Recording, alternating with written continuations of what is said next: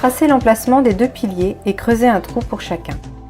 La largeur du trou devra être 10 cm plus large que la largeur d'un élément de pilier et sa profondeur de 60 cm minimum. Vous devez tenir compte du hors-gel régional, de l'altitude et de la nature du terrain pour adapter la profondeur des trous. Creusez une tranchée reliant les deux piliers afin d'y couler une semelle de fondation. La largeur de la tranchée devra être de largeur égale à la largeur d'un élément de pilier et sa profondeur de 40 cm minimum. Placez à la verticale dans les trous qui recevront les piliers une armature métallique adaptée dont les aciers font 8 à 10 mm de diamètre. La hauteur de l'armature métallique doit dépasser du sol jusqu'à la hauteur totale du pilier, moins 10 cm. Par exemple, pour un pilier d'une hauteur hors sol de 172 cm, l'armature devra dépasser du sol de 162 cm.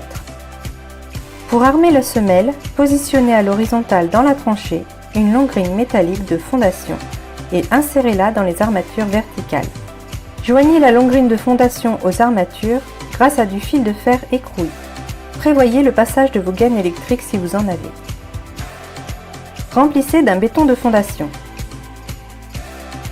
Il est important que les armatures ne touchent pas la terre. Pour cela, vous pouvez les rehausser de 5 cm lorsque le béton de fondation est encore frais.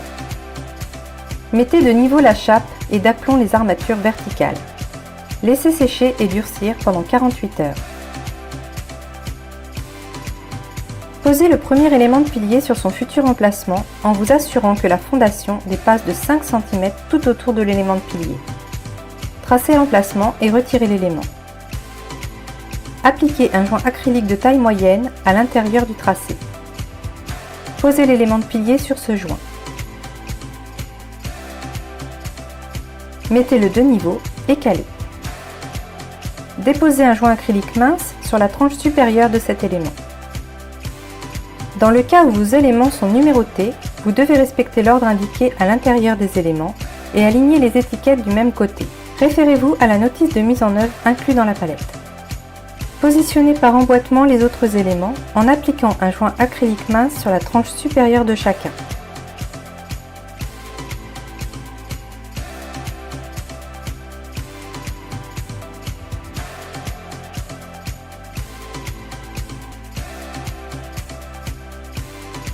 Vérifiez régulièrement l'aplomb. Dès que vous avez emboîté les éléments de pilier à hauteur de 90 cm, disposez le film compressible 130-90 de Weser le long des parois intérieures du pilier. Veuillez noter que cette protection n'est pas nécessaire pour les piliers qui possèdent déjà un revêtement souple intégré. Protégez votre édifice avec une bâche PVC. Remplissez les éléments de pilier d'un béton respectant les proportions suivantes. À partir d'un seau de 10 litres, prévoyez 7 litres d'eau, 5 seaux de gravier, 1 seau et demi de ciment et 3 seaux et demi de sable. En cas de salissure due au béton sur le pilier, nettoyez immédiatement à l'aide d'une éponge et de l'eau claire. Tassez uniformément le béton à l'aide d'un fer à béton.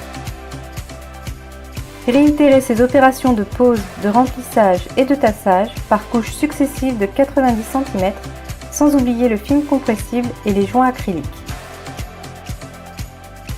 Surtout, n'oubliez pas la pose des inserts entre les éléments de pilier si votre kit pilier en est muni.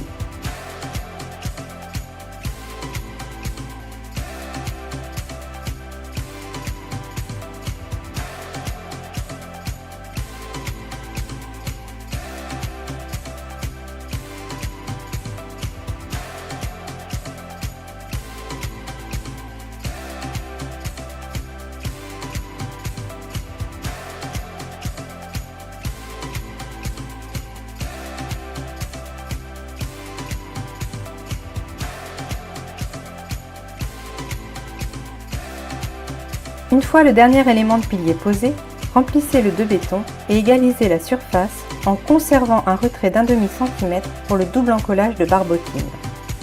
Pour préparer cette barbotine, mélangez de l'eau et du ciment jusqu'à obtention d'une pâte. Posez-en dans le dernier élément de pilier et au centre du chapeau. Placez celui-ci à sa place.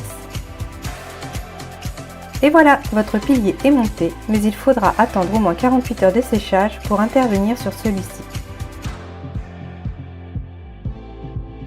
Laissez sécher et durcir les piliers pendant au moins 48 heures. Après avoir pris vos cotes, choisissez le forêt béton adapté, c'est-à-dire légèrement supérieur au diamètre de la tige de fixation du gond. Percez le pilier sans utiliser le mode percussion, sur une profondeur supérieure à la longueur de la tige. Ensuite, choisissez un forêt correspondant au diamètre de l'entretoise pour gond à scellement chimique. Marquez la profondeur de celle-ci sur le forêt à l'aide de ruban adhésif. Cela servira de gabarit. Percez à nouveau le pilier jusqu'au gabarit et insérez votre entretoise. Scellez-la à l'aide du scellement chimique.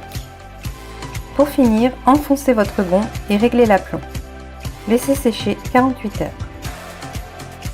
Pour recouvrir le scellement chimique une fois sec et d'éventuels éclats dus au percement par le forêt, vous pouvez utiliser le kit de retouche Vezel.